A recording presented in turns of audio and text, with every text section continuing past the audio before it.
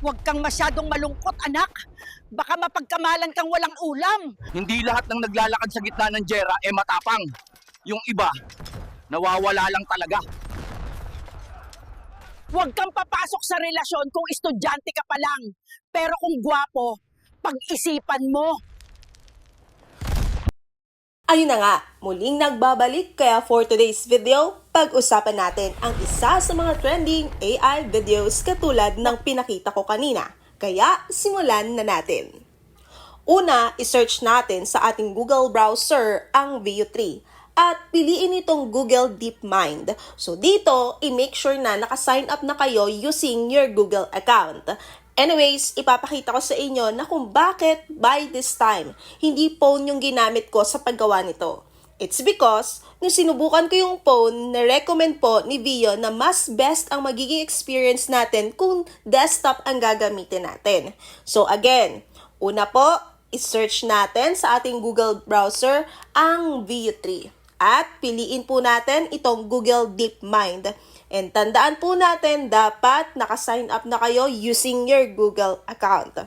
Kapag andito na kayo sa Google DeepMind, i-click lang natin itong Try in Flow. Then after nyan, i-tap lang natin itong nasa ilalim na Create with Flow.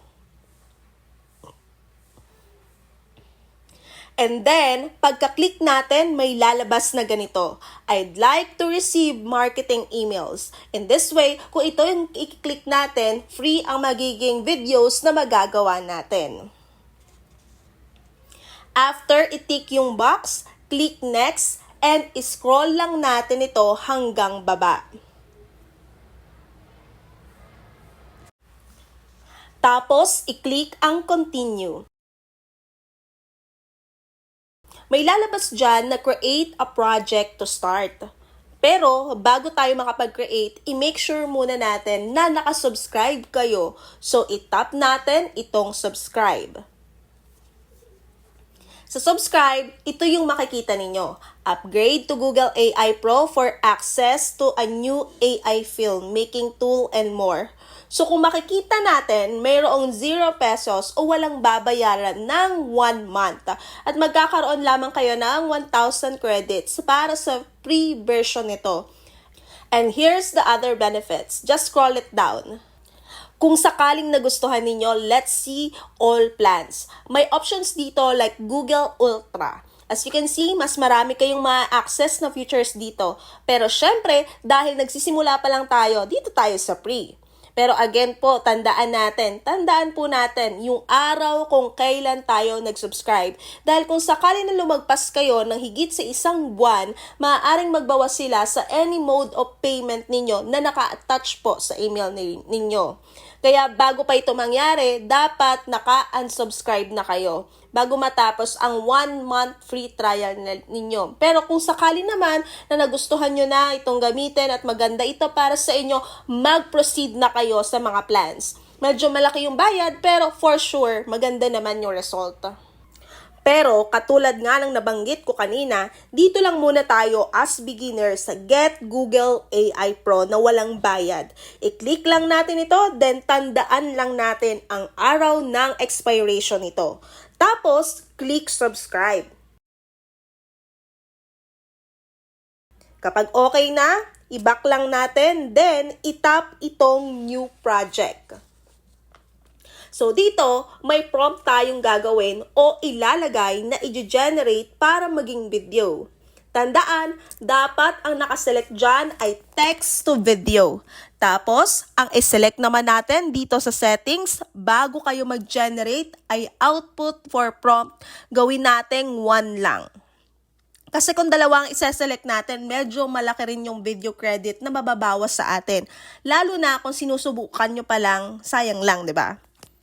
Tapos, dito naman sa model, ang pipiliin lang natin ay Veo 3 Fast Text to Video. Pero explain ko pa rin kung anong meron sa ibang options, no? So, dito sa Veo 2 Fast, video lang siya, walang audio. Then, medyo low quality. Tapos, dito naman sa Veo 3 Fast Beta Audio, ay merong audio, pero medyo low quality ang video.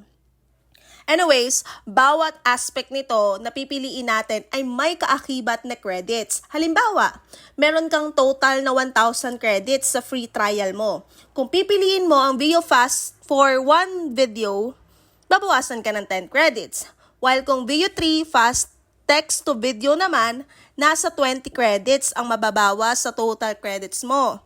Tapos kung Video 3 Quality naman ay 100 credits. So again, ang iselect natin dito ay Video 3 Fast Text to Video. Tapos mag-isip na tayo ng prompt. Pero para mas detailed ang prompt, pwede natin gamitin ang ChatGPT like this. Punta tayo sa ChatGPT and let's type yung prompt natin. Pero ako nag-ready na ako dito ng sample ko. Tapos ipipaste ko na lang sa ChatGPT like this. Create a prompt of a Filipino old man wearing maong shirts and slightly torn shirt, trying to vlog with an old smartphone in his hand. On the background is a group of Spartan soldiers ready for the war. The old man saying in Tagalog, hindi lahat ng naglalakad sa gitna ng gyera ay matapang. Yung iba, nawawala lang talaga. Then, yung ilalabas at ibibigay ni ChatGPT sa atin ay yung gagamitin na natin sa Video 3. So, i-copy lang natin ito at i-paste dito sa Video 3. Tandaan, dapat nasa Video 3 Fast Beta Audio ang setting nito para di gaano malaki ang bawas na credit natin. Then, i-tap na natin itong generate or arrow sa baba. Then, antayin lang natin na mag-generate.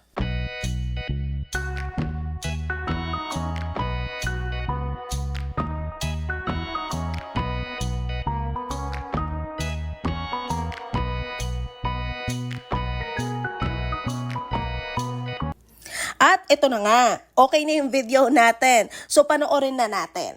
Hindi lahat ng naglalakad sa gitna ng gyera matapang.